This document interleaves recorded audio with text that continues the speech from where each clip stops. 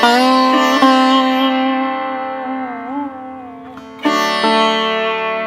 नमस्कार मित्रांनो, स्वागत आहे तुमच्या सगळ्यांचं आपल्या आणखी एका नव्या व्हिडिओमध्ये। तर आज आपण पारोळा बस स्टँडवर तुम्ही माझ्या मागे बघू शकता। तर आज आपण प्रवास करणार आहे पारोळा ते सप्तशृंगीगड।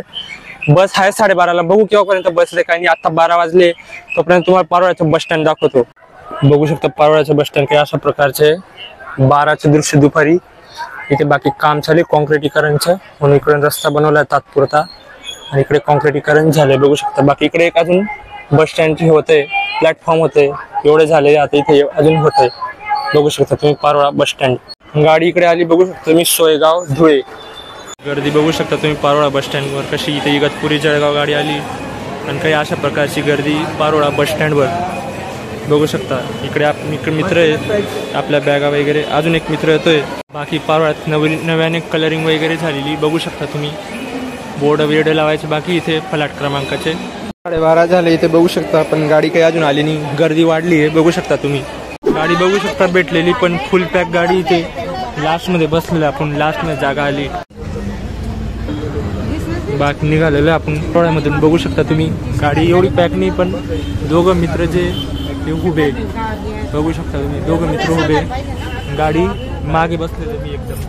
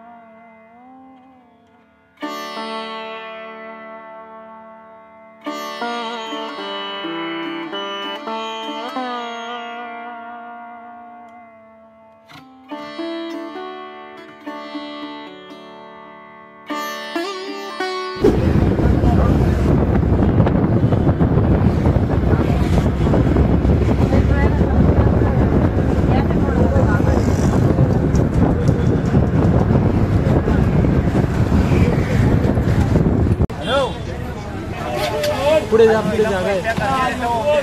तर पोहोचलेलं मित्रांनो बघू शकता तुम्ही आपण धुळ्यामध्ये। धुळे बस स्टँड बघू शकता, 2 वाजलेले इथे आणि धुळ्यामध्ये पोहोचलोय आपण। तर आलेलं मित्रांनो आपण महाराष्ट्राच्या टॉप विजिट बस स्टँडपैकी एक बस स्टँड धुळ्यामध्ये बघू शकता। गर्दी किती इथे, दुपारचे 2चे दृश्य धुळे बस स्टँडचं। बाकी धुळ्याबद्दल जो गोष्ट केली तर खानदेश विभागात येतो, देशमधला एक महत्त्वपूर्ण जिल्हा आहे धुळे। बघू शकता तुम्ही धुळ्याचं बस स्टँड, इकडे धुळ्याचे डेपो आहे आणि इकडे गाड्या लागल्या बाकीच्या धुळे बस स्टँडवर। तर इथे भेळ घेतलेली बघू शकता तुम्ही, 10 रुपयाची भेळ आहे। अर्धा तासपासून बघू शकता तुम्ही गाडी उभी आपली धुळ्यामध्ये थांबली। अर्धा तास झालेला आहे, गाडी धुळ्यातच आहे आपली। 2:45ला निघालेली गाडी धुळ्यामधून बघू शकता तुम्ही। अर्धा तास तिथेच थांबली होती गाडी धुळ्यात। 2:45ला निघाली धुळ्यामध्ये। सुरत बुलढाणा इकडे उभी आहे, ठाणे मुक्ताईनगर गाड्या लागल्या धुळे बस स्टँडचं 2:45चे दृश्य।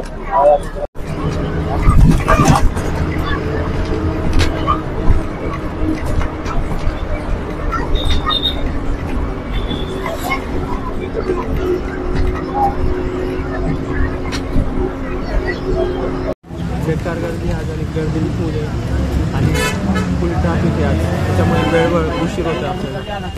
बघू शकता गाडी अजून धुळ्यातच आहे आणि भरपूर उशीर झालाय आपल्याला।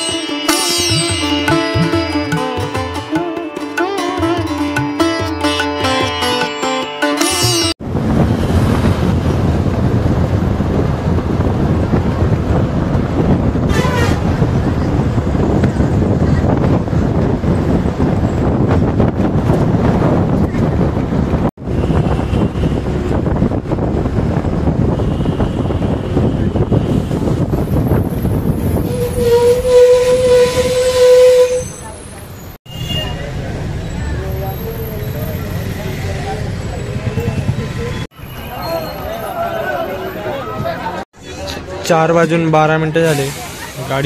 गाडी आली आपली, बघू शकता तुम्ही. मालेगावमध्ये फुल गर्दी झाली गाडी मालेगावमध्ये, बघू शकता तुम्ही. बाकी मालेगाव बद्दल जी गोष्ट केली, तालुका आहे नाशिक जिल्ह्यातला मालेगाव, बघू शकता तुम्ही. गाडी किती झालेली आपल्या, फुल झाली गर्दी मागे बघू शकता. आणि पुढे बी बघू शकता गाडी फुल पॅक आहे. वाटलं होतं गाडी खाली होईल मालेगावला, खाली झाली पण त्याच्यात दुप्पटची भरली गाडी बघू शकता. एकदम पॅक झाली, हालायला पण जागा नाही बघा, फुल पॅक. मालेगाव बस स्टँड, जुनं बस स्टँड आहे मालेगावचं, तिथं आली आपली गाडी बघू शकता तुम्ही. न्यू बस स्टँड वर नाही गेली, जुन्या बस स्टँड वर आली. इथे पण गाडी 15 मिनिटं थांबली, जास्त वेळ थांबून गेली. आता निघते गाडी मालेगाववरून. वेळ झालाय बघू शकता तुम्ही, 4:30 वाजता निघते गाडी मालेगाव मध्ये.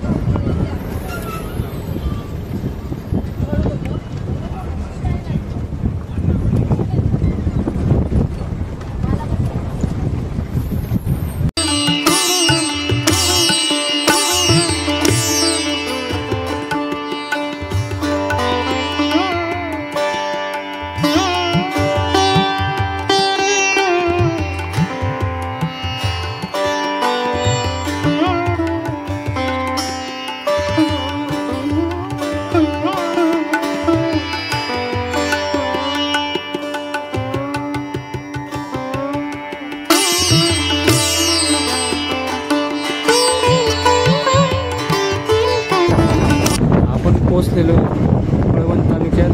व्ह्यू बघू शकता तुम्ही, संध्याकाळचा व्ह्यू बघू शकता तुम्ही. सगळे तुम्हाला आता पहाडाचं चालू होतं, हळूहळू मोठे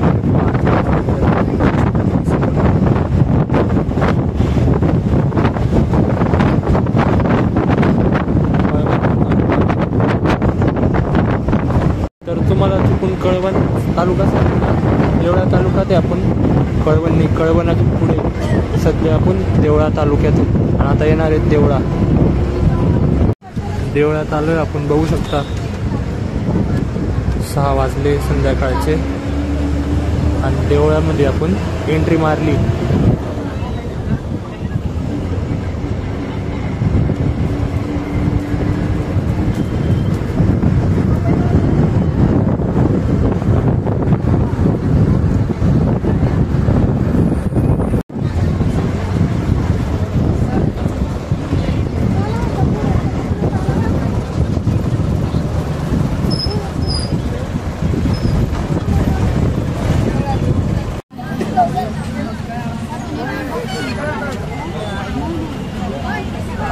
सहा वाजता गाडी आली, बघू शकता तुम्ही. आलेला आपण देवळामध्ये, 6 वाजता गाडी आली देवळा बस स्टँडवर.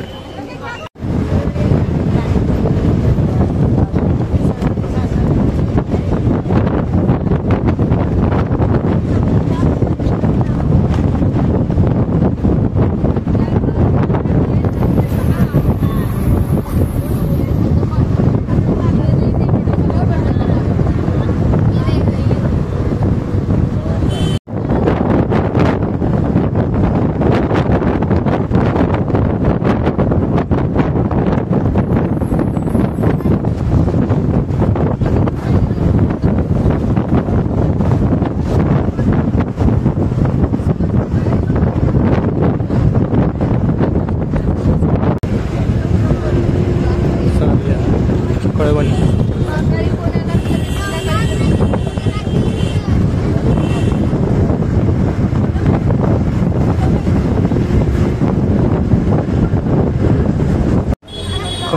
Bus stand.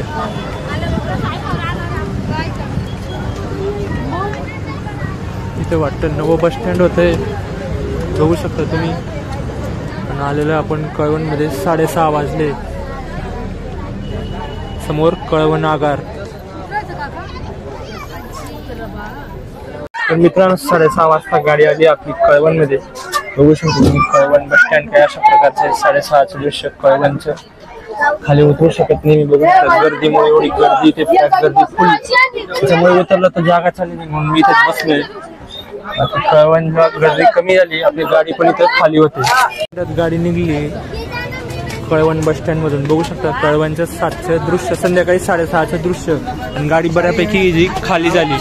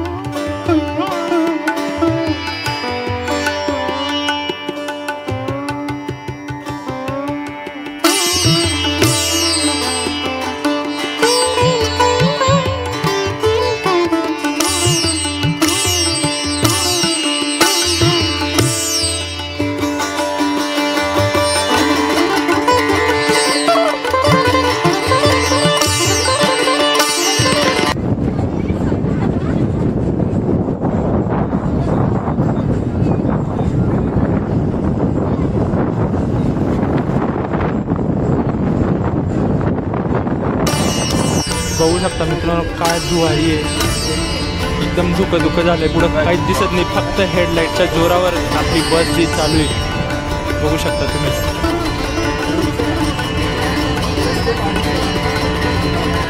जोरदार धुवारी इथे. तर फायनली मित्रांनो आलेलो आपण सप्तशृंगी गडला. वर बघू शकता तुम्ही सप्तशृंगी गडचं मंदिर इथे आहे. ही आपली बस लागलेली आणि नाशिक नंदुरबार बस. इथे भक्त निवास मध्ये रूम बिम करू आपण.